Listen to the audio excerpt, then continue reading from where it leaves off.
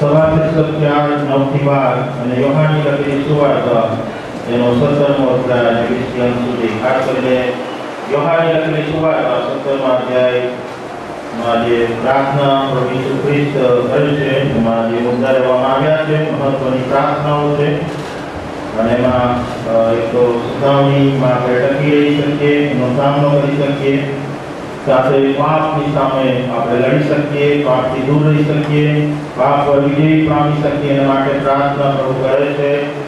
અને ત્યારબાદ 20મી કલમથી જો તમે જોશો તો 20-24 પ્રભુ ઈસુ ખ્રિસ્ત એકતાના માટે પ્રાર્થના કરે છે. અને 22મી કલમમાં કરતા સાથે વાંચીએ, બહુ સુંદર પ્રાર્થના પ્રભુ ઈસુ ખ્રિસ્ત અહીંયા કરે છે, જે આ જમાનામાં વર્તમાન સમયમાં આપણા માટે જરૂરી છે. વાંચીએ આપણે સાથે યોહાન 17:22. જેવા આપણે છે તેવા તેઓ પણ એક થાય, એ માટે જે મહિમા તે મને આપ્યો છે તે મેં તેઓને આપ્યો છે. પ્રાર્થના કરીએ. અમારા પ્રભુ, તમારા વચન માટે આભાર માનીએ છીએ, જે વચન અમને સર્વ સત્યમાં દોરી જાય છે, જે વચન અમને તમારામાં દ્રઢ અને મજબૂત કરે છે, અમારા વિશ્વાસને વધારે છે અને પડકારનો સામનો કરવા માટે અમને શક્તિ આપે છે. એ વચન સમજવા અને શીખવા અને આ સમયની જે માંગ છે કે અમે બધા એક થઈએ.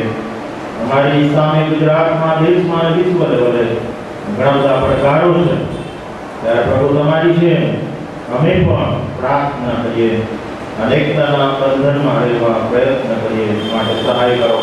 પ્રભુ ઈસુ લીધે અમારી પ્રાર્થના સાંભળો. આમેન. પ્રભુ ઈસુ ખ્રિસ્તની આ પ્રાર્થના અને એમાં 4 મહત્વના મુદ્દા પ્રભુ ઈસુ ખ્રિસ્તે આવરી લીધા છે અને એમાંથી 2 મહત્વના મુદ્દા આપણે જોયા છે. અને ગયા રવિવારે આપણે પાપથી આપણો બચાવ થાય, પાપ પર આપણે વિજય પ્રાપ્ત કરી શકીએ. આપણે જે જગતમાં જીવીએ છીએ એમાં ચારે બાજુ પાપ અસ્તિત્વ ધરાવે છે, અનેક પ્રકારના પાપ છે, અનેક આપણા સંઘર્ષો છે. એની સાથે આપણે સમાધાન ન કરીએ, સમાધાનકારી વલણ એ ખૂબ જ ખતરનાક છે. ના કહેવાની તાકાત એ આપણામાં, આપણા બાળકોમાં અને આપણા યુવાનોમાં અને આપણા કુટુંબોમાં અને મંડળીઓમાં ઊભી થાય એ બહુ જરૂરી છે. સમાધાનકારી વલણ એ આપણને પાપના ભયંકર પરિણામ તરફ લઈ જાય છે. અને માટે પ્રભુ ઈસુ ખ્રિસ્ત પ્રાર્થના કરે છે કે તેઓને પાપથી બચાવો. બીજી એક પ્રાર્થના પ્રભુ ઈસુ ખ્રિસ્તની છે 20-24મી કલમમાં, એ તો શિષ્યોની એકતા. અને પ્રભુ ઈસુ ખ્રિસ્ત એ એકતાના બંધનમાં શિષ્યો બંધાયા રહે એ માટે આ બહુ મહત્વની પ્રાર્થના એ કરે છે. અને એ પ્રાર્થનામાં શિષ્યો પ્રત્યેનો જે પ્રેમ છે એ પ્રભુ ઈસુ ખ્રિસ્ત પ્રગટ કરે છે. મારા મિત્રો, આ 20-24 કલમમાં એકતા સંબંધી 4 વખત પ્રભુ ઈસુ ખ્રિસ્ત બોલે, 4 વખત. અને એની ગંભીરતા બતાવે છે કે શા માટે શિષ્યોને એક કરવામાં આવે અને એ એકતા કેટલી બધી અગત્યની છે. પહેલો કરંથી તેનો 12મો અધ્યાય, જે પ્રત્યુત્તરી વાચન પાઠ તરીકે આપણે વાંચ્યો અને 12 અંકમાં એમાં 11 વખત એકતા શબ્દ પ્રયોગનો વાપરવામાં, એક શબ્દ પ્રયોગ વાપરવામાં આવ્યો 11 વખત. યોહાન 17:20-22માં 4 વખત.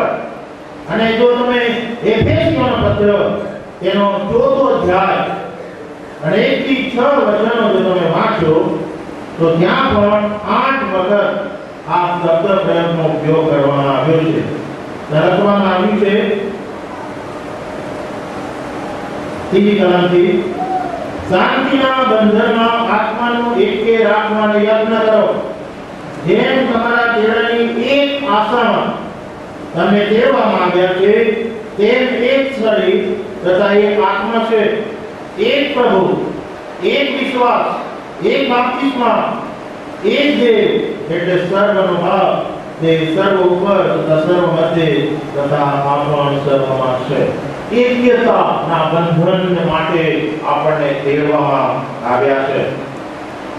અને આ સભા શિક્ષક 4:9 થી 12 માં પણ એકતા કેટલી બધી અગત્યની છે અને એના દ્વારા મળતા આશીર્વાદો કેવા અદ્ભુત ને જ્યાં છે એનું શિક્ષણ ત્યાં આપવામાં આવ્યું છે.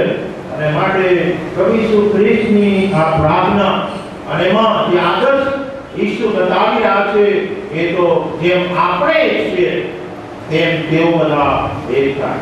એકતા માટે જે આદર્શ હોય તો આપણો ત્રિએક ઈશ્વર, ઈશ્વર પિતા, ઈશ્વર પુત્ર અને ઈશ્વર પવિત્ર આત્મા. જૂના કરાર તરફ જો તમે જોશો ઉત્પત્તિ 1લો અધ્યાય અને 26મી કલમમાં એ ત્રિઈશ્વર વિશેની વાત લખવામાં આવી છે. ત્યાં લખ્યું છે અને દેવે કહ્યું કે આપણે પોતાના સ્વરૂપ તથા પ્રતિમા પ્રમાણે માણસને બનાવીએ. આપણે, હું માણસને બનાવું એવો શબ્દ ત્યાં નથી વાપરતો. આપણે અને ઈશ્વર પિતા, પુત્ર અને પવિત્ર આત્મા એ ત્રિએક દેવ જે આપણે એના પર વિશ્વાસ કરીએ છીએ એ ત્રિએકતાનો સિદ્ધાંત ત્યાં આપવામાં આવ્યો છે. અને માથી 28 અને 19મી કલમ જો તમે જોશો તો ત્યાં પ્રભુ ઈસુ ખ્રિસ્ત જે સારી આદેશ આપે છે એ સારી આદેશમાં અને બાપ્તિસ્મા સંસ્કારમાં એ ત્રિએક ઈશ્વરનો ઉલ્લેખ ત્યાં કરવામાં આવ્યો છે. એ માટે તમે જઈને સર્વ દેશનાઓને શિષ્ય કરો, બાપ તથા દીકરા તથા પવિત્ર આત્માના નામે તેઓને બાપ્તિસ્મા આપતા. ત્રિએક ઈશ્વર એ આપણી એક્યતાનો આદર્શ છે. અને એ આદર્શને શિષ્યો તરીકે, મંડળી તરીકે, કુટુંબ તરીકે આપણે સ્વીકારીને એક્યતાના બંધનમાં આપણે બંધાયેલા રહીએ એ આપણો પ્રભુ ચાહે છે.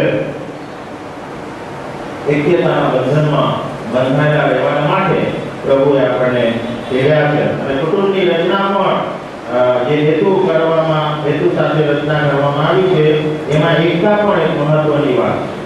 અને માટે ઉત્પત્તિ 2:24 લખવામાં આવે કુટુંબને શા માટે બનાવવામાં આવે. કુટુંબમાં એકતાની કેટલી બધી અગત્યતા છે એના વિશે ત્યાં લખ્યું છે. એક સારો માણસ પોતાના મા-બાપને છોડીને પોતાની પત્નીને વળગી રહેશે અને તેઓ એક દેહ થશે. એક દેહ થશે. એક્યતાનું બંધન એ પતિ પત્નીના માટે બહુ અગત્યનું છે. કુટુંબ એક હશે તો મંડળીનો એક અંગ અને રાષ્ટ્રનો જે પાયો છે કરોડરજ્જુ એ કુટુંબ છે. અને કુટુંબ દ્વારા મંડળી બને છે. અને માટે પતિ પત્નીની એક્યતા એ મહત્વનો ફાળો ભજવી જાય. તિયાટાણે શ્રીવળી કુટુંબાને કામ મળી એના દ્વારા કુટુંબ કદી ચાલતું નથી અને ચાલશે તો શાંતિ હશે નહીં. અને માટે એક્યતાનું બંધન એ બહુ મહત્વનું છે. અને તમે જોશો ચોથા અધ્યાયમાં જે પરિસ્થિતિ સર્જાઈ છે, બંને ભાઈઓ કાઈન અને હાબેલ જે સંબંધથી બંધાયેલા હતા એ સંબંધને શેતાન શું કરે છે? તોડી નાખે. આદમ અને હવા જે બંધનથી બંધાયેલા હતા એમાં પણ શેતાન વિક્ષેપ નાખે અને તોડવાને માટે પ્રયત્ન. પણ પ્રભુએ કુટુંબને શું કર્યું છે? એક કર્યું. અલગ જરૂર છે. પુરુષ અલગ છે અને સ્ત્રી અલગ. એની બનાવટ, એનો સ્વભાવ, એની ટેવ બધું અલગ છે. પણ તેમ છતાં એક થઈ શકે છે. વિવિધતામાં એકતામાં આપણો પ્રભુ માને. બધું સરખું હોય તો એમાં શું કર્યું? બધા જ સરખા વિચારવાળા ભેગા થાય એમાં શું વાંધો આવે છે? કોઈ તકલીફ નથી. પણ બધા જ સરખા વિચાર વગરના જો ભેગા થાય એને એકતા. એને એકતા. આ 5 આંગળી સરખી નથી પણ એક્યતાના બંધનમાં આ બંધાયેલી. એક્યતાના બંધનમાં બંધાયેલી. કોઈ ઊંચી છે, કોઈ નીચી છે, પણ એનો ગર્વ કરવાનું કે અભિમાન કરવાનું કોઈ કારણ નથી. દરેકને એમાં અગત્યતા છે. ऐक्यता पण એટલી અગત્યની છે અને મંડળીને ऐक्यતાના બંધનમાં રહેવાને માટે એને દેવું આપ્યું છે અને માટે પહેલો કોરિન્થી 12મો અધ્યાય જે આપણે વાંચ્યો અને એમાં મંડળીની ऐक्यता પર ખૂબ જ ભાર દેવામાં આવ્યો છે। પહેલો કોરિન્થી 12મો અધ્યાય ત્યાં મંડળીને શરીર સાથે સરખાવવામાં આવ્યું। મંડળી કોણ છે?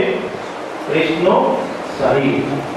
શરીર એ જુદા જુદા અવયવોથી બનેલું છે, જેમાં હાથ, પગ, આંખ, કાન, નાક, વાળ અને બધું નાની નાની નસો, દોરા જેવી નસો જે દેખાતી નથી, પણ આ બધા અવયવોથી શરીર બનેલું।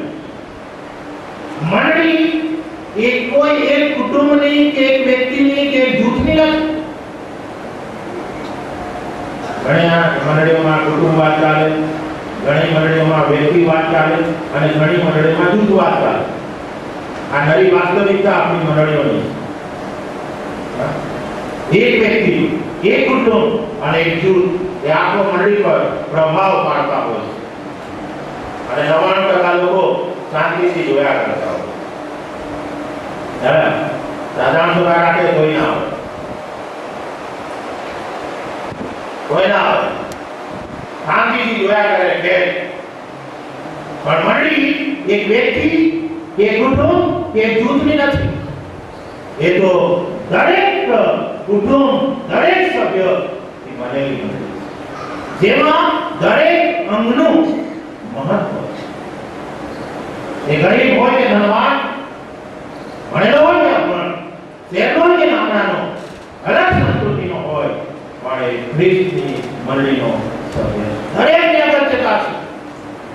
તમે આ જે દેવળ બનાવવામાં આવ્યું છે એમાં ઘણા બધા ઘણી બધી વસ્તુઓનો ઉપયોગ કરવામાં, રેતી, સિમેન્ટ, ઈંટ, બધું છે, લોખંડ છે। અહીંથી તમે એ ઈંટો કાઢી લો અને બાકડું એમ રાખો, એક ઈંટ કાઢી લો, એનો અડધો ટુકડો પણ કાઢી લો અને આ જે ખાડો પડ્યો છે એને પૂરવાનો નહીં, તો ધ્યાન ક્યાં જશે? ક્યાં જશે ધ્યાન? આ બાકડા પર જ જશે। અહીંયા જે સુંદર ચિત્રો મૂકવામાં આવ્યા છે એના પર એનું આકર્ષણ નહીં હોય। એ નાનો ટુકડો અહીંયાથી જતો રહ્યો, એની અગત્યતા બતાવે, એ શરીરને કદરૂપું બનાવી દે છે। એ પ્રભુ મંદિરની સુંદરતાને કદરૂપી બનાવી દે છે, જે ધ્યાન થશે અને માટે દરેક અંગ એ બહુ અગત્યનું છે। મંડળીમાં દરેક કુટુંબ અગત્યનું, અને એ બાબત પાઉલ આ પત્રમાં 12મા અધ્યાયમાં શીખવાડે છે કે તેમની કલમ કહે છે કેમ કે યહૂદી કે ગ્રીક, દાસ કે સ્વતંત્ર, આપણે સર્વ એક આત્માથી બાપ્તિસ્મા પામીને એક શરીર બન્યા અને આપણને સર્વને એક આત્માનું પાન કરાવવામાં આવ્યું છે। વાલા મિત્રો, મંડળી ऐक्यताના બંધનમાં બંધાઈ છે એ પ્રભુ ચાહે છે। તેના તરીકે આપણો જે લોગો છે એ લોગામાં શું લખ્યું? પહેલી બાબત એકતા, સાક્ષી અને તમને જે દાનની રસીદ આપવામાં આવે છે એમાં પણ એ લોગો મૂકવામાં આવે, ચર્ચ ઓફ નોર્થ ઇન્ડિયા, અને પછી એકતા, સાક્ષી અને સીએનઆર એ હંમેશા એકતાની વિચારધારામાં જ રહી છે। જે 40 વર્ષ સુધી પ્રાર્થના કરવામાં આવી, વાટાઘાટો કરવામાં આવી અને ત્યારબાદ 1970માં 6 મંડળીઓ એક છત્રીમાં અમારામાં મોટું કોણ? પુરાતન મંડળીઓ, આઈબી મિશન, બ્રેધરન, એંગ્લિકન, બાપ્ટિસ્ટ અને હવે તો આપણી પાસે આવી છે એફએમયુ। પુરાતન કોણ કોની છત્રીમાં જાય? બધા માને અમારી છત્રી મોટી। શિષ્ય મંડળમાં એક પ્રશ્ન હતો અમારામાં મોટું, એ પ્રશ્ન આજે સતાવે, કુટુંબમાં સતાવે, પત્ની કે અમારામાં મોટું, પતિ કે અમારામાં મોટું, અને હવે તો બાળકો લઈ રહ્યા। મા બાપ કરતા મોટા અમારું કહેલું કરવાનું. હવે અમે મોટા થઈ ગયા. તમને શું આવડે? તમે શું દુનિયા જોઈ છે? અમે દુનિયા જોઈ રહ્યા છે ફેસબુક પર, અમે દુનિયા જોઈ રહ્યા છે મોબાઈલમાં. તમને શું અનુભવ? વગેરે વગેરે વાતો થાય છે. અને બે પેઢી ટકરાય છે તો ટકરાશે. તમે આજે ટકરાવશો. જુવાનોને તો હંમેશા કહું છું કે થોડા જ વર્ષોમાં તમે લગ્નવાળા થશો, તમારું બાળક કંઈ જુદું જ વર્તન તમને કરશે. કારણ કે એ તો નવી સુવિધા ટેકનોલોજીની ભોગવશે. જે તમે અત્યારે ભોગવો છો એ 2-5 વર્ષમાં નવી આવી જશે. અને ત્યારે તમારું બાળક તમને કહેશે બાબા તને ખબર નથી પડતી. અને આ પ્રશ્ન વર્ષ સુધી ચાલતો રહ્યા છે, ચાલશે. બરાબર? ગઈકાલે પણ જે સેમિનાર છે એમાં પણ આ બાબત થઈ કે શું આપણે બાળકોને આપણે ટોકતા નહોતા પિતા તરીકે, અને પછી આપણે પાછા ટોકવા માંડીએ. અને આ તે પેઢી ચાલતી જ આવે. એનો મતલબ કે પાપ ચાલતું ને ચાલતું જ રહેવું છે.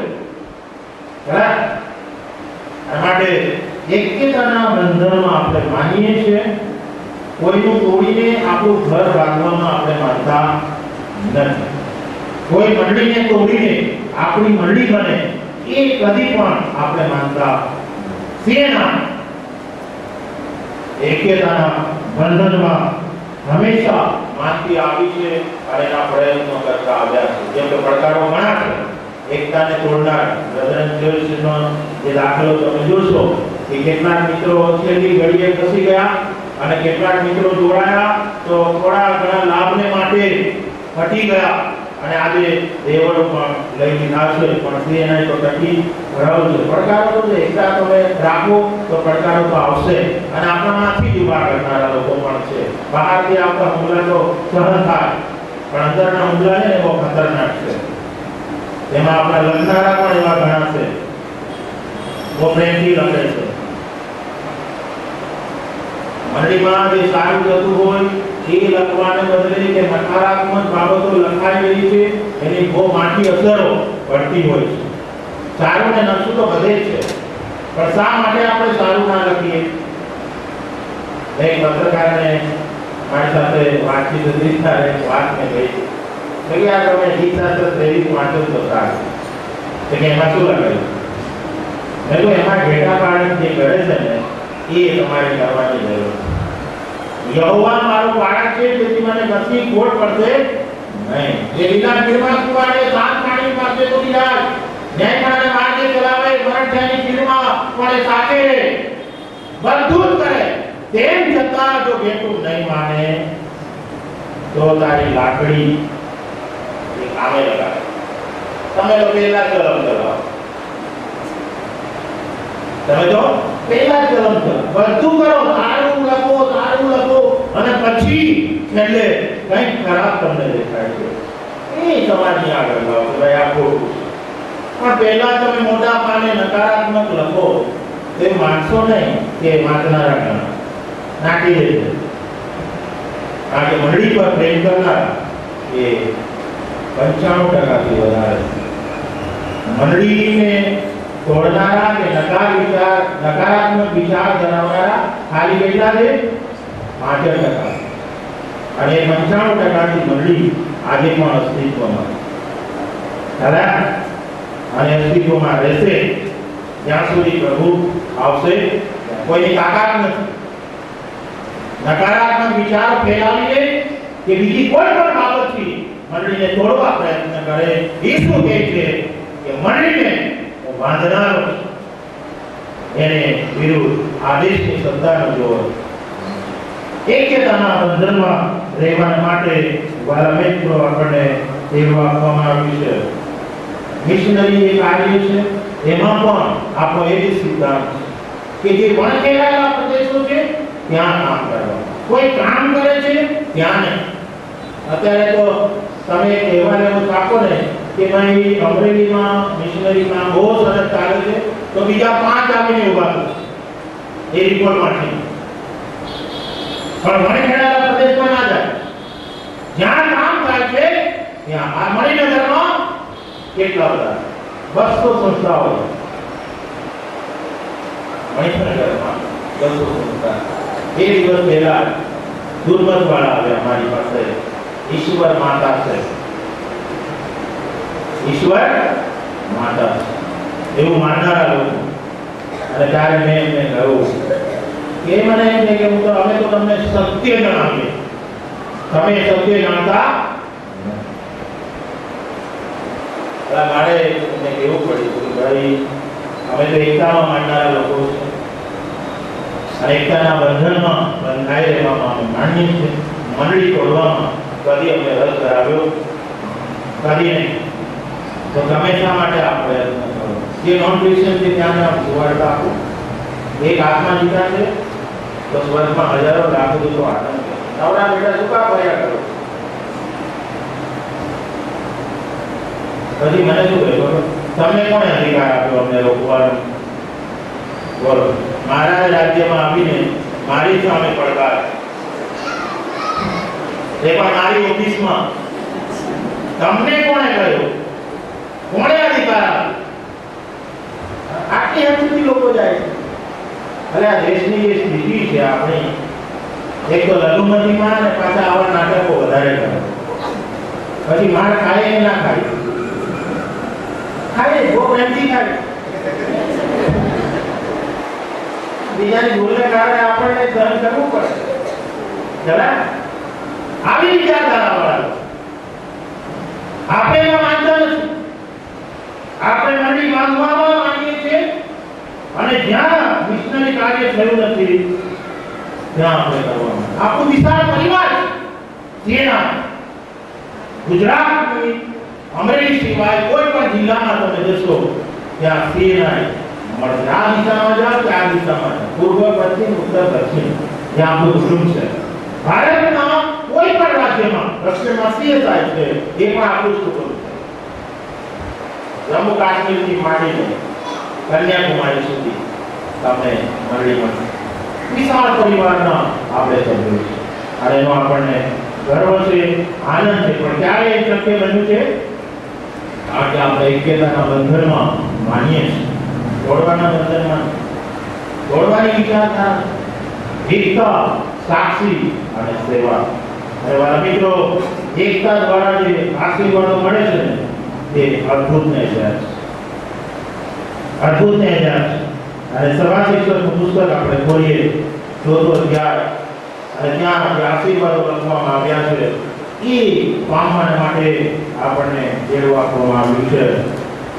એક કરતા બે ભલા, કેમ કે તેમની મહેનતનું ફળ તેમને સારું મળે.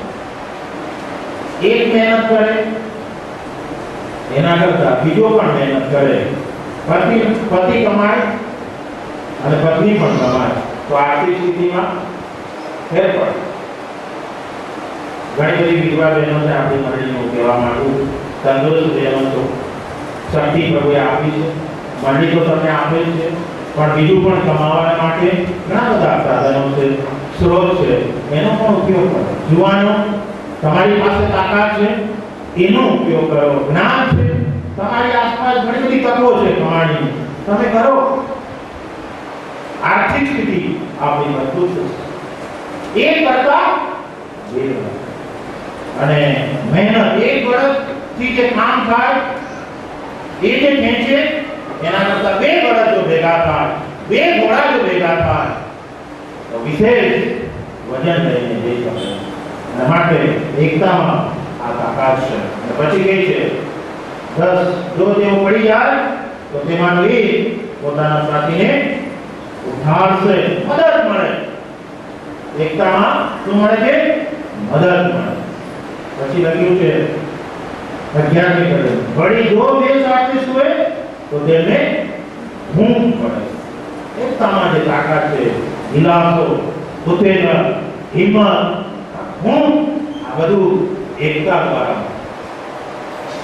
ત્યારબાદ જે મહત્વની વાત લખી છે, એકલા માણસને હર કોઈ હરાવે પણ બે તેની સામે થઈ શકે. વિજય માણસ એકતામાં વિજય સમાયેલો છે. ડિસ્કવરી પર ઘણી બધી વાર તમે જોતા હશો.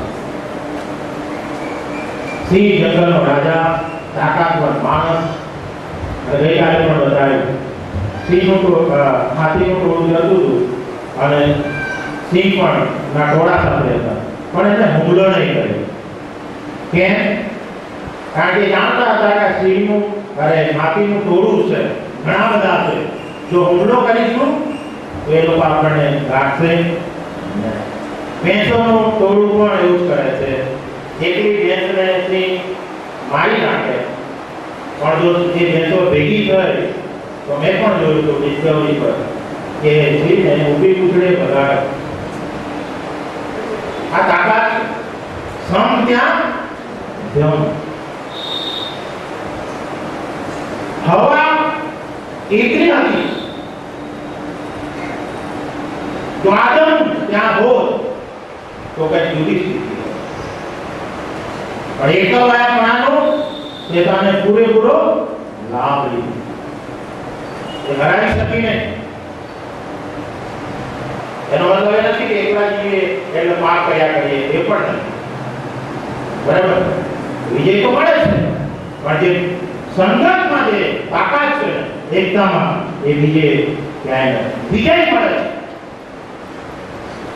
આપણે એ કોઈ પણ જાતની મુશ્કેલીનો દ્રઢતાથી ભેગા રહીને સામનો કરીએ.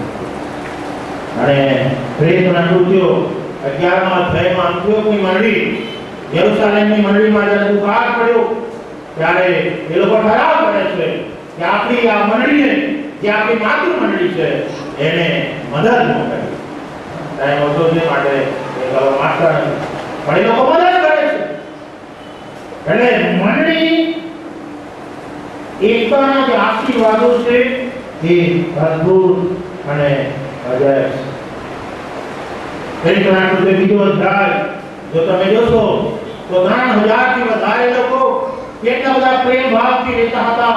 દરેકની અગત્યતા જાણવામાં આવતી હતી અને દરેકની અગત્યતા પ્રમાણે વહેંચી આપવામાં. આ પ્રેમ મંડળીમાં એકતાનો આ આશીર્વાદ. મણિનગર સિંહનાની મોટી મંડળી અને મેથોડિસ્ટની મોટી, આ બે શક્તિઓ ભેગી થાય તો શું થાય? એક નાનકડો પ્રયાસ આપણે પ્રભુની વ્યવસ્થા આપીને કર્યું. એની જરૂર છે અને આપણે એટલે મોટી વાત નથી, પણ આ નાના નાના પ્રયત્નો એકતાના બંધનને વધારે મજબૂત કરે. એકતાના બંધનને વધારે આજે આપણી જરૂર છે, કાલે બીજાની જરૂર છે.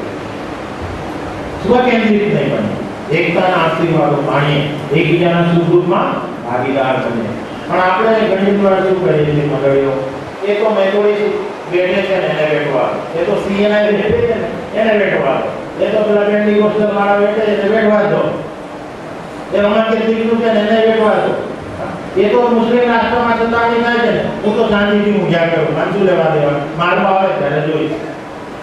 આ વિચારધારા એકતાના આશીર્વાદને શું કરે છે? શીખવી રહે છે. એક સુંદર બાળવાડીમાં વાંચ્યું હોય, સુંદર વાર્તા નાના બાળકોને.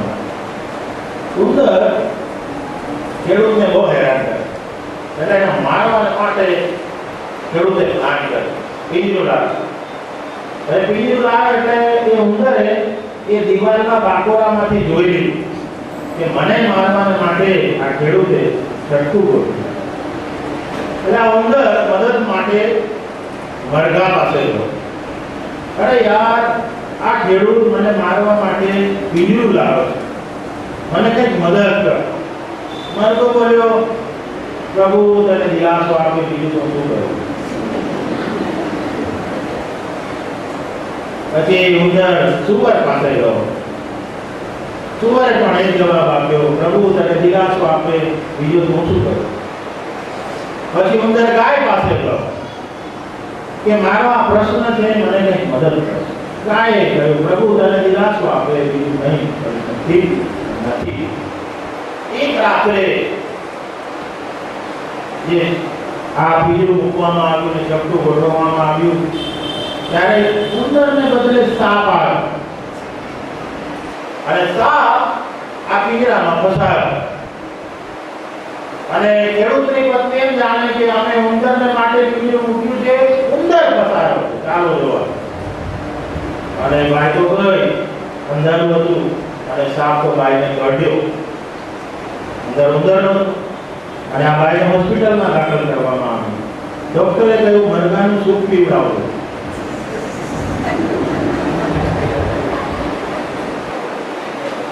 એટલે જે મરઘો અને માર્યો ખેડૂતે સૂપ પીવડાવો. પછી વળી બીજા આપણે કહ્યું કે સુવરનું સૂપ પીવડાવો ને સરસ લાગે. એટલે સુવરનો વારો.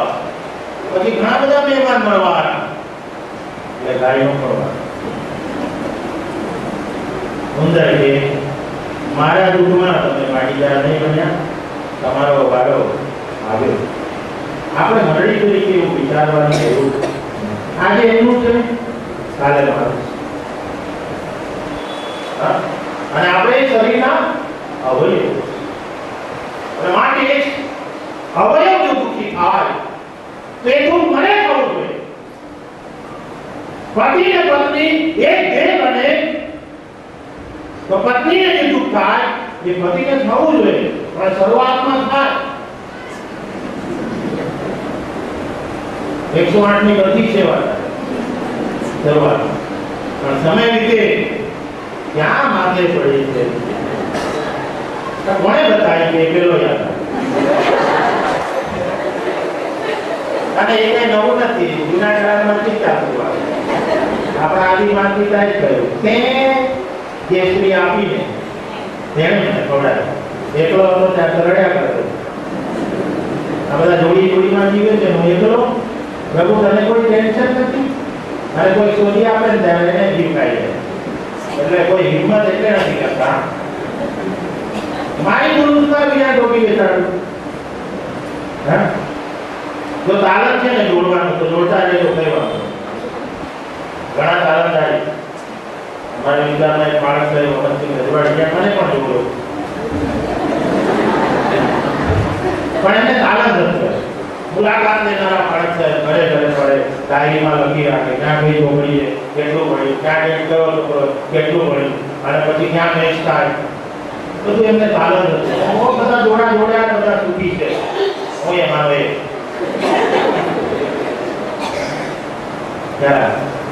અને માટે એકતાનો જે આશીર્વાદ છે એ અદ્ભુત છે. અને આ દિવસોમાં વાલા મિત્રો આપણને એકતાની કાતી જરૂર. આપણા દેશમાં જે પડકારો આવીને ઉભા છે, વિશ્વ લેવલે જે આપણી સામે પડકારો છે, એ સાથે મળીને આપણે ઝીલવાનું છે, સાથે મળીને એનો સામનો કરવાનો છે. એ વારાબંધી, જૂથવાદ, પક્ષાપક્ષી એમાંથી આપણે બહાર આવે. મંડળી પરનો પ્રેમ છે એ વાત સાચી, તો મંડળીનું ગૌરવ તો હોવું જોઈએ. હું સીએનઆઈ, હું મેથોડિસ્ટ, હું અલાયન્સ, હું સાલ્વેશન, એ ગર્વ એ દરેક મંડળીના સભ્યનો હોવું જોઈએ. એમાં કશું ખોટું નથી. પણ એથી વિશેષ હું ખ્રિસ્તનો એ ગર્વ આપણને હોવો. અને એ ગર્વ આપણને શું કરશે? એક કરશે. એ જૂથવાદમાંથી, વાડામાંથી આપણને બહાર કાઢે. માટે એવા એ જૂથવાદ અને પક્ષાપક્ષી છે એનાથી આપણે દૂર રહીએ. શેતાન છોડવામાં માને છે વાલા મિત્રો. આદમને હવાના કુટુંબને દોડ્યું અને છોડવામાં એને શું થાય છે? દુઃખ થાય. ગીત ગાય 393 આનંદ ખુશી વ્યક્ત કરે છે કે મેં એ કુટુંબને જોયું. ઈશ્વરની યોજનાને સતત નિષ્ફળ કરવા માટે એ પ્રયત્ન કરતો હોય છે, અને યોજનામાં મહત્વની કોઈ કડી હોય તે કુટુંબ અને મંડળી છે કે જેને એ તોડવા માટે સતત પ્રયત્ન અશાંત કરવા સતત પ્રયત્ન. અને માટે આપણે સાવધ રહીએ એવા જોખમોથી કે મંડળીના જે તોડનારા પરિબળો છે એનાથી. આદમ ને હવા લોભમાં પડીને પાપ કર્યું. ઘણી બધી વાર આપણને લાભકારી લાગતી વસ્તુ એ લાભકારી હોતી. બધું જ હોવા છતાં આદમ ને હવા કંઈક મેળવવા ગયા અને બધું જ ગુમાવી દીધું. બની શકે છે આ જગતમાં કાઈન અને હાબેલ બે ભાઈઓના સંબંધોને શેતાને દ્વેષભાવને કારણે તોડી નાખ્યા. બે ભાઈઓના સંબંધો અને આજે કુટુંબ તૂટતું અને તૂટતું જાય, સંબંધો તૂટતા અને તૂટતા જાય, મર્યાદિત થતા જાય છે, મર્યાદિત. બર્થડે કાલ આવે તો જોજો પતિ પત્નીનું નામ, માતા પિતા, દાદા દાદીને હવે લગ્ન કર્યા નથી, અલગ ઘરમાં રહેવા ગયા, ભલે જાઓ પણ જવાબદારી એકેતાની જે છે એ તો રહેશે રહેશે રહેશે. અને માટે એવા જે વિભાજન કરનારા પરિબળો છે એનાથી જોડે, આ પુષ્પ કેન્દ્રિતપણામાંથી આપણે જોડે, પોતપોતાનું રજવાડું ઊભું કરવાથી આપણે જોડે. અત્યારે પોતપોતાના રજવાડા લોકોમાં, હું મારું રજવાડું લઈ બેસું, બીજાનું રજવાડું ઓફિસ કરો, બસ. આ વિચારધારા લોકોમાં આવી છે અને પોતપોતાની રીત, કોઈ સિદ્ધાંત નહીં. ત્યાં કામ ચાલે છે ત્યાં તૂટી પડો, એનું કામ કઈ રીતે બગડે એ માટેના પ્રયત્નો. આ બધી બાબતો વાલા મિત્રો આપણને નુકસાન પહોંચાડે. વ્યભિચારની વાત હોય, અભિમાનની વાત હોય અને દુર્મત મંડળીને તોડનારી એ મહત્વની બાબત છે. એમાં દુર્મત પણ મણિનગરની વિસ્તારમાં ઘણા બધા દુર્મતો પ્રવર્તમાન છે. બાળ બાપ્તિસ્મામાં આપણે માનીએ છીએ, પણ અત્યારે આપણી મંડળીમાં વિચારધારા બદલાઈ છે. મારું બાળક મોટું થાય, સમજણું થાય પછી બાપ્તિસ્મ. વિજ્ઞાન શું કહે છે?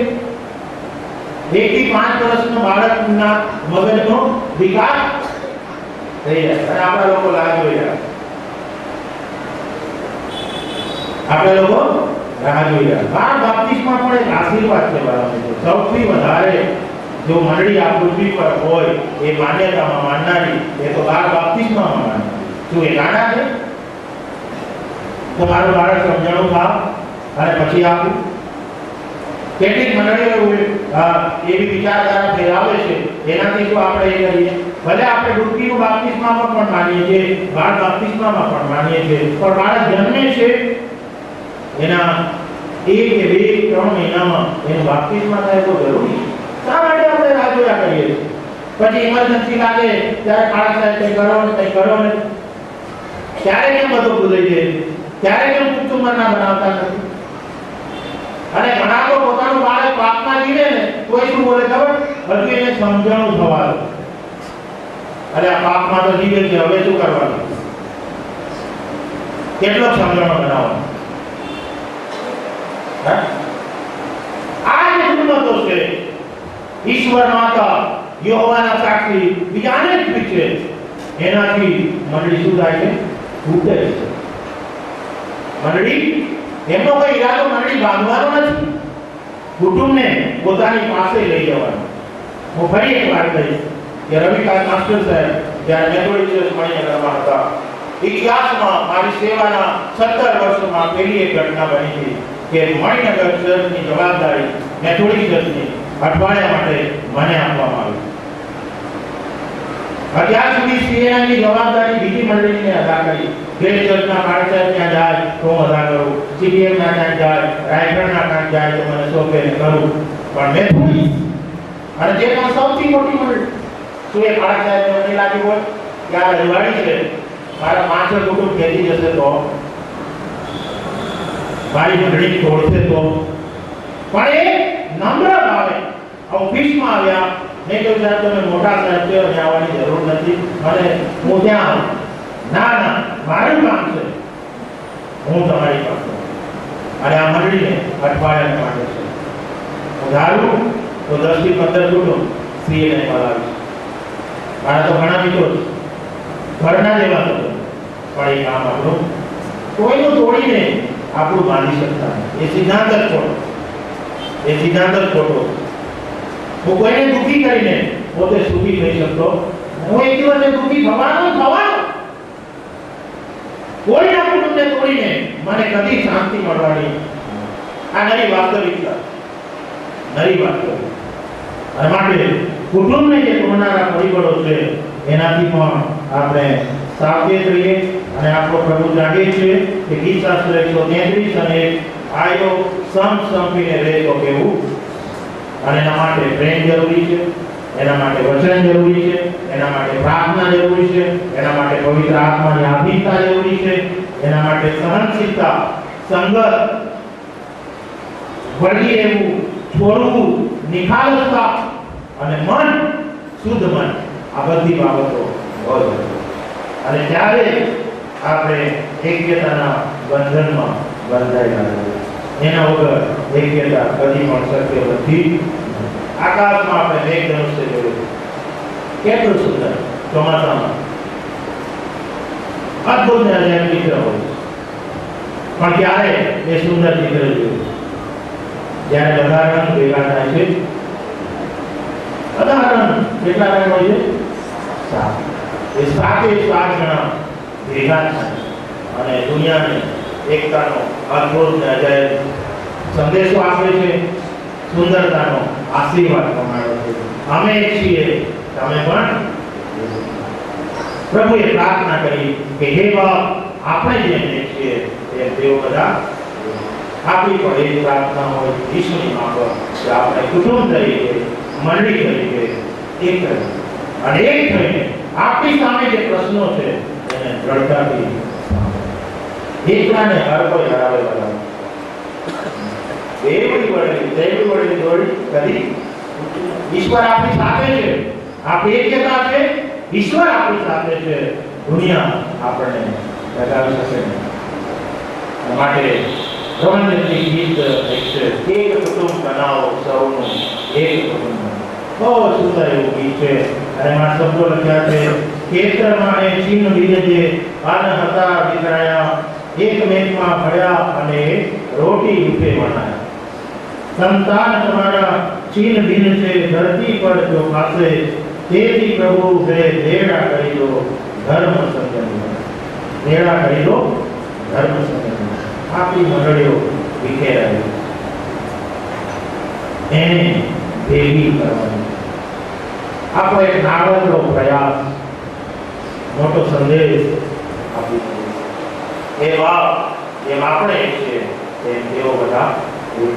આપણે આ કુટુંબની એકતાને મજબૂત કરી, આપણી મંડળીની એકતાને મજબૂત અને આ ચળવળ આગળ અને આગળ વધારે.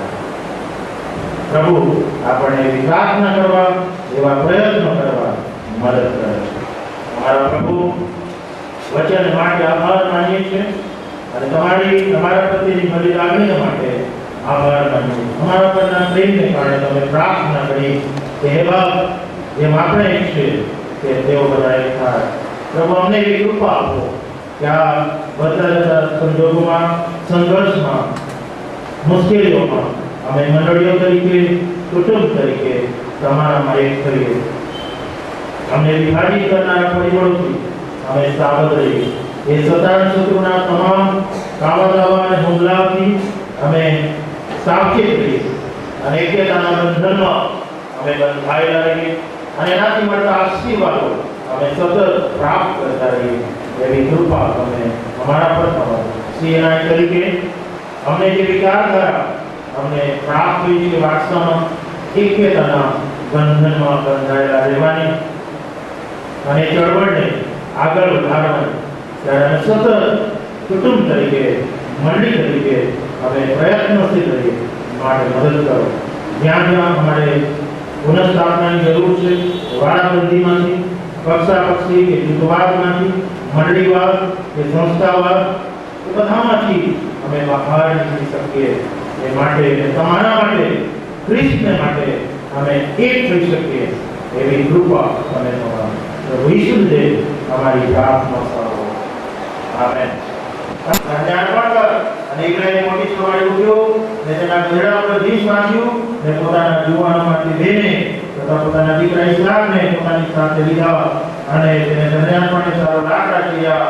તે ઉઠ્યો ને દેવે તે જગા દેખાડી કે ત્યાં ગયો. ઈશ્વરની ઈચ્છાને સમજવી અને માનવી. ઇબ્રાહિમ જગતની અસરથી દૂર રહી શક્યો એટલા માટે કે ઈશ્વરની ઈચ્છાને એ સમજતો હતો અને ઈશ્વરની ઈચ્છા પ્રમાણે કરવા એ તૈયાર હતો. એના માટે ગમે તે કિંમત ચૂકવવી પડે એ ચૂકવવા પણ તૈયાર હતો. અને આ બાબત આ જગતમાં પ્રભુના લોકો તરીકે આપણે જીવીએ છીએ ત્યારે ઈશ્વરની ઈચ્છાને આપણે સમજીને પ્રાથમિકતા આપનારા હોવા જોઈએ. કારણ કે રોમન પત્ર 12મો અધ્યાય અને પહેલી અને બીજી કલમમાં પાઉલ જે આપણને કહે છે શિક્ષણ બહુ અગત્યનું છે. તેથી ભાઈઓ, હું તમને વિનંતી કરીને કહું છું કે દેવની દયાની ખાતર તમે તમારા શરીરનું જીવતું, પવિત્ર તથા દેવને પસંદ પડે એવું અર્પણ કરો. એ તમારી બુદ્ધિપૂર્વક સેવા છે. આ જગતનું રૂપ તમે ન ધરો, પણ તમારા મનની નવીનતાને યોગ્ય તમે પૂર્ણ રીતે રૂપાંતર પામો, જેથી દેવની સારી તથા માન્ય તથા સંપૂર્ણ ઈચ્છા શ્રી છે તે તમે પારખી શકો. જગતનું રૂપ તમે ન ધરો. ઇબ્રાહીમ ઈશ્વરની ઈચ્છાને સમજી શક્યો અને માન્યો. તો આજે પ્રભુના લોકો તરીકે ઈશ્વરની ઈચ્છાને આપણે સમજીએ છીએ કે આ ઈશ્વરની ઈચ્છા છે. ઈશ્વરની ઈચ્છા શોધવા પ્રયત્ન કરીએ છીએ કે પછી આપણી વિનંતી પર ઈશ્વરને આપણે મોહર મારવા કહીએ છીએ. આપણે બધું લખી નાખીએ છીએ, શીખવા માંગીએ પ્રાર્થનામાં અને પ્રભુને સહી કરી દે, સહી કરી દે. હવે ઈશ્વરની ઈચ્છા શોધવી અને એને માનો એ અલગ. પ્રભુના લોકો આપણા કુટુંબમાં ઈશ્વરની ઈચ્છા શોધવામાં આવે છે, પૂછવામાં આવે છે. એવો મહત્વ ઇબ્રાહીમ ઈશ્વરની ઈચ્છાને માને અને ત્યારે આપણે જગત પર વિજય પ્રાપ્ત કરીશું. પ્રભુ ઈસુ ખ્રિસ્ત હંમેશા ઈશ્વર પિતાની ઈચ્છાને માન આપતા. ભલે દુઃખ સહન કરવું પડે તો કરવું પડે. એ ગેથસેમાની વાડીમાં ઈસુએ કહ્યું, હે બાપ, આ પ્યાલો મારાથી દૂર કર. તો પણ મારી ઈચ્છા, પણ મારી ઈચ્છા. અને પ્રભુની સેવકની પ્રાર્થનામાં પણ રોજ બરોજ આપણે એ જ કહીએ, તારી ઈચ્છા પૂરી કર. તો ખરેખર ઈશ્વરની ઈચ્છા પૂરી થાય છે કે આપણી પૂરી થાય? હા, તો બહુ મહત્વની વાત છે. જો આપણે જગત અને એની અસરો પર વિજય પ્રાપ્ત કરવો છે તો ઈશ્વરની ઈચ્છા સમજવી અને ઈશ્વરની ઈચ્છાને માન આપવું એવું અગત્ય, બહુ અગત્ય. અને ત્યારે પ્રભુ ઈસુ ખ્રિસ્ત યોહાનની સુવાર્તા 17મા અધ્યાયમાં 16મા અધ્યાયમાં જે કહે છે એ આ પ્રમાણે છે. 33મી કલમ, મારામાં તમને શાંતિ મળે માટે મેં તમને વચનો કહ્યા છે. જગતમાં તમને સંકટ છે, પણ હિંમત રાખો, જગતને મેં જીત્યું છે. પ્રભુ ઈસુ ખ્રિસ્ત એ આપણી સાથે છે, જગતને જીત્યું છે. પણ યોહાન શું કહે છે? ધ્યાનથી સાંભળો. પહેલો યોહાન 5મો અધ્યાય અને 4મી કલમ. પહેલો યોહાનનો પત્ર એનો 5મો અધ્યાય અને 4મી કલમ, પાના નંબર 239. કેમ કે જે કોઈ દેવથી જન્મેલું છે તે જગતને જીતે છે, અને જે જગતને જીત્યું છે એ આપણો વિશ્વાસ. દેવથી જન્મેલી વ્યક્તિ, પાપની માફી માંગેલી વ્યક્તિ, ઈશ્વર પર પ્રેમ કરનાર, ઈશ્વરની ઈચ્છાને માન આપનાર, ઈશ્વરને આધીન થનાર એ વ્યક્તિ જગત અને જગતના વાનાઓ, દુઃખ, સંકટો, મુશ્કેલી અને સતાવણી પર વિજય પ્રાપ્ત કરે. વિજય પ્રાપ્ત કરે. એ હારેલું જીવન જીવતો પ્રભુ ઈસુ ખ્રિસ્તે જગતને જીત્યું તો એના પર વિશ્વાસ કરનાર, પાપની માફી માંગેલી વ્યક્તિને પ્રભુ ખાતરી આપે છે, મેં જીત્યું છે, તમે પણ જીતી શકો. એવું કોઈ વાત નથી કે જેના પર આપણે વિજય પ્રાપ્ત નહીં કરી શકતા. એવા કોઈ દુઃખો નથી કે જેના પર આપણે વિજય પ્રાપ્ત નહીં કરી શકતા. એવી કોઈ સતાવણી નથી કે જેના પર આપણે વિજય પ્રાપ્ત ન કરી શકતા. ઘણા સંતો અને ભક્તો પ્રભુને માટે અમારી ખુશીથી પ્રાર્થના સંગઠોએ અને એમાંથી બતાવવામાં આવી સતાવણી સહન કરનારા લોકોની, નાના બાળકોથી માંડીને યુવાનો અને વૃદ્ધો પ્રભુને માટે જીવ આપતા બતાવવામાં આવ્યા છે. ખચકાયા નથી વાલા મિત્રો. પણ ઈસુને એમણે નકાર નથી કર્યો. કેમ? કારણ કે ઈસુએ કહ્યું કે મેં જગતને જીત્યું છે, તમે પણ જગતને જીતી શકો. જગતની અસરો પર આપણે વિજય પ્રાપ્ત કર્યો. ત્યારે ઇબ્રાહીમની માફક જો આપણે એ સમજણ ઈશ્વર સાથે આપણો મિત્રતા પર સંબંધ છે, પ્રાપ્ત પ્રત્યેની આપણી જે સમજણ ને વલણ ત્યાં ઈશ્વરની ઈચ્છાને માન આપનારા વિશ્વાસ છે, આધીનતા છે, સમર્પણ, તો જરૂર આપણે જગત પર વિજય પ્રાપ્ત. આપણા પ્રશ્નો ગમે એટલા, આપણા દુઃખો ગમે એટલા, આપણી મૂંઝવણો ગમે છે, મુશ્કેલીઓ ગમે છે, વાત એના પર વિજય પ્રાપ્ત. અને યુવાનોને ફરી કહેવામાં એ ફેસબુક, એ તમારું ઇન્ટરનેટ, એ તમારો મોબાઈલ, એ તમારા માટે આશીર્વાદ બનાવવા માંગો છો તો સાચા અર્થમાં પ્રભુના હાથમાં સમર્પિત. ઈશ્વર વિજય આપશે. ટેકનોલોજીનો સદુપયોગ કરવાનો, નહીં તો એ ટેકનોલોજી જ્યાં લઈ જાય છે ને ભલભલાને પાડી નાખે. ભલભલાને જે સાધન સુવાર્તાને માટે વપરાય એ સાધન સુવાર્તાને અટકાવનારું પણ કરી શકે છે. તમારી ફેસબુક પણ હોઈ શકે, તમારી મોબાઈલ પણ હોઈ શકે. જે સાધન તમારા જીવનને વિકાસ કરી શકે છે એ જ સાધન તમારા જીવનનું પતન પણ કરી શકે છે. જો સમાન રહ્યા નહીં તો માટે પ્રભુ ઈસુ ખ્રિસ્તે આ જગતમાં જરૂર ઈશ્વરે આપણને મૂક્યા છે, અલગ કર્યા છે, પણ આપણે એ જગતની અસરોથી દૂર રહેવાનું. જગતનું મીઠું, જગતનું અજમાવું કરવા માટે આપણે ગંભીરતાથી વિચાર્યું કે શું હું ખરેખર મારા વ્યક્તિગત જીવનમાં, પારિવારિક જીવનમાં અને મંડળી તરીકે જગતના અજવાળા અને મીઠાશમાં જીવું છું કે જગત પર અને જગતની અસરો પર મેં વિજય મેળવી રહ્યો છું કે જગતની અસરોથી હું દબાઈ ગયો છું. મારા કુટુંબમાં એ જગતની અસરો છે. મંડળી તરીકે આપણે વિચારીએ, એક વ્યક્તિ તરીકે આપણે વિચારીએ. પ્રાર્થનામાં જોડાય. ઇબ્રાહીમ જે આદર્શ આપે છે એને આપણે સ્વીકારીએ. અમારા પ્રભુને આભાર માનીએ છીએ કે તમે અમને આ જગતમાંથી અલગ કર્યા, તમે અમને પસંદ કર્યા, તમારા લોક થવાના માટે, પવિત્ર પ્રજા બનવાના માટે, ખાસ ધન બનવાના માટે. જગતના અજવાળા અને મીઠાશમાં અમે બનીએ, આ જગતમાં રહીને જગત પર અમે અસર ઉપજાવીએ એ તમે ચાહો છો. જગતની અસર અમારા પર ન થાય એ માટે તમે અમને ખાતરી પણ આપી છે રક્ષણની. મેં જગતને જીત્યું છે અને જે કોઈ જરૂરથી જન્મેલો છે તે જગતને જીતે છે. પ્રભુ તમે અમને એવી કૃપા આપો કે અમે ઇબ્રાહીમની માફક જગતની અસરોથી દૂર રહી શકીએ. અને માટે ઇબ્રાહીમ જે તમારી સંગતને પ્રાધાન્ય આપ્યું, તમારા પર સૌથી વધારે પ્રેમ કર્યો, તમારા પર વિશ્વાસ રાખ્યો, તમારા કહ્યા પ્રમાણે એણે કર્યું, પ્રાર્થનામય જીવન જીવ્યો અને તમારી સંગતને પ્રાધાન્ય આપ્યું. તમારાથી નિરાળા રહીને આ જગતમાં અમે પ્રભુ કંઈ કરી શકતા નથી. અમને કૃપા આપો, અમને સહાયતા કરો. જો અમારા પર જગતની અસરો અમારી સેવાઓમાં, અમારા જીવનોમાં, અમારા ઘરોમાં, અમારી મંડળીમાં, તો પ્રભુ એ દૂર કરવા માટે અમને મદદ કરો. જગત અમારી પાસે અપેક્ષા રાખે છે, અપેક્ષાને અમે પરિપૂર્ણ કરી શકીએ એ માટે મદદ કરો. જો અમે ભેળસેળિયું ખ્રિસ્તી જીવન જીવીએ જેમાં કોઈ ખ્રિસ્તી સાક્ષી નથી, અસર નથી, તો આજે અમે દ્રઢ સંકલ્પ સાથે જીવીએ અમે બીજાઓ પર અસર ઉપજાવનારા નથી.